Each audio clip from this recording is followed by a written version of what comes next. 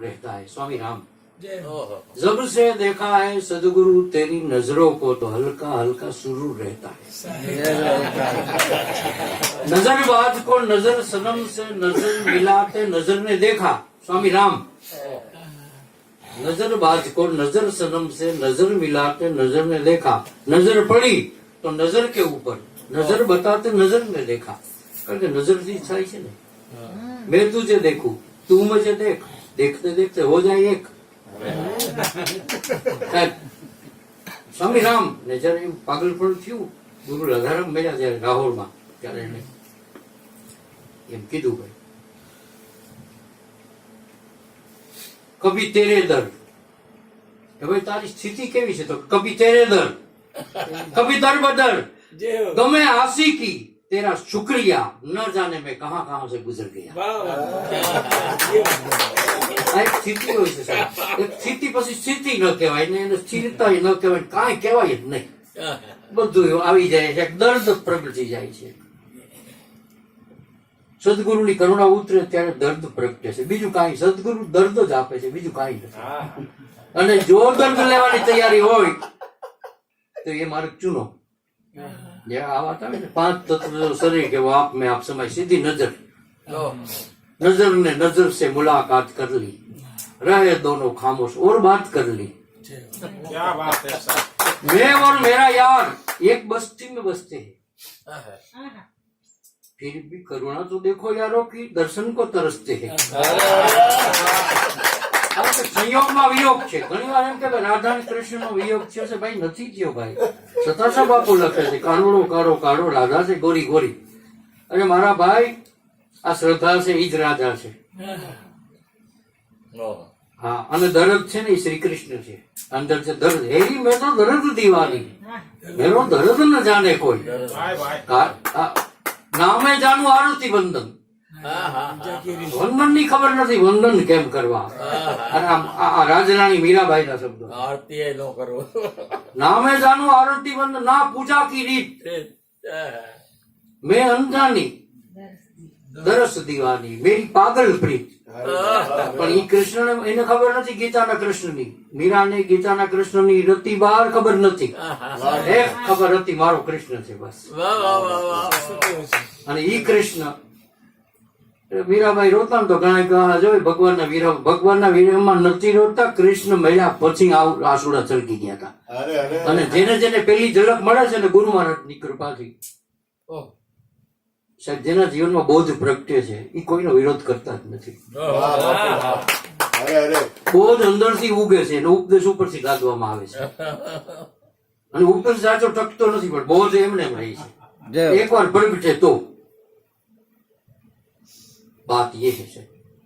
એટલે આ જેટલા જેટલા સ્વામી રામ, ગુરુ રાધારામ મળ્યા, સદગુરુ સતાશા બાપા, જેના જેને જેના ઉપર જેની કૃપા થઈ છે, શબ્દોના બાણ માર્યા છે મને હાર પાર દિલમાં, વારે શિકારી મારો તે કીધો શિકાર દિલમાં, દિલ એક છે ને શસ્ત્રો માર્યા જુદા જુદા તે, બરસી અસી અને બાણો ખંજર કટાર દિલમાં। પણ સદગુરુ ઘાયલ કરે છે ને પૂરા મારતા નથી, ઘાયલ કરે છે। જો કૃષ્ણ ઘાયલ કર્યા ગોપીજનો ને, કાજુ રે એટલા માટે એ દ્વારકા પકડ ન કરી શકે, મથુરા આવી ગયા। હવે જો કેટલી રેન્જમાં રહી છે વચનની, ગોકુળ કઈ આઘું નથી, આ વિચાર કરવા જેવો પ્રશ્ન છે।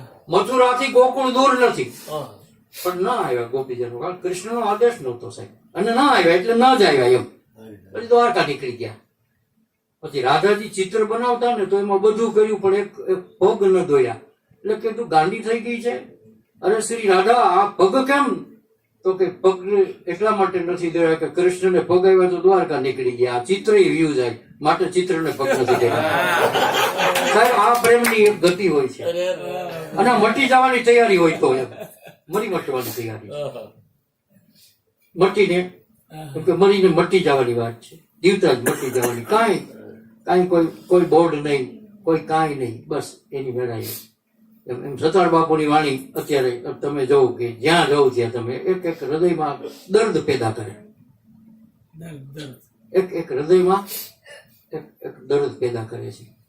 એવા સાંઈ સતાર બાપુ, અહીં શું વાતું કરવી હવે તમે, બધા એ પછી કોઈ એક, અને એમાં જલાલુદ્દીન રૂમી, જલાલુદ્દીન રૂમી પરંપરા, આ જે પરંપરા છે નિરાંત પરંપરા, જલાલુદ્દીન રૂમી ઓલિયા, એમાં સૂફી પરંપરામાં થયા. મોઇદુદ્દીન ચિશ્તી, એમાં કાયમુદ્દીન બાબા કાયમુદ્દીન, અને કાયમુદ્દીન બાબા એમાં પરંપરામાં સચરાજ શાહ બાપુ. કાયમુદ્દીન બાબા રહમતુલ્લાહ અલૈહનો બનાવ છે જી જી જી. કે બાપુ મસ્તીની આલમમાં જ્યારે હતા તે સમય દરમિયાનની વાત, તો આમ ફરતા ત્યાં જવાનો પ્રસંગ બન્યો. હવે ત્યારે કાયમુદ્દીન બાબા દુનિયાથી પડદા થઈ ગયેલા, મતલબ, અને પડદા થવાના વર્ષો થઈ ગયેલા. હવે ત્યાં ગયા એટલે એમને પેલી જે પુણ્યતિથિ ઉજવાય ને, અમારા ત્યાં ઉરુસ, આપણા ત્યાં પુણ્યતિથિ, એ પુણ્યતિથિના સમય દરમિયાન બાપુજીને જવાનું થયું.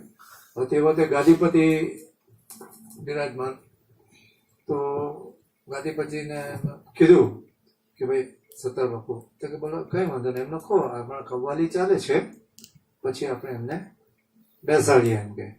એટલે કીધું કે બાપુ ગાદીપતિ શ્રીએ કહેવડાવ્યું છે કે આ કવ્વાલી છે ને પછી, તો કે કોણે કહ્યું? તો કે વો ક્યાં કહેગા, वो कहेगा तो मैं बैठूंगा, अरे वो सूता है वो कहेगा तो बैठूंगा मैं. અને એમ કરીને પછી દરગાહ શરીફમાં જાય. એટલે માણામાં અમારા અંદર અસ્સલામુ અલૈકુમ એમ કરે, બરાબર. એટલે એમણે બાપુજીએ માણામાં પ્રવેશતા અસ્સલામ અંદરથી જવાબ આપ્યો કે વાલેકુમ અસ્સલામ સત્તાર સામો.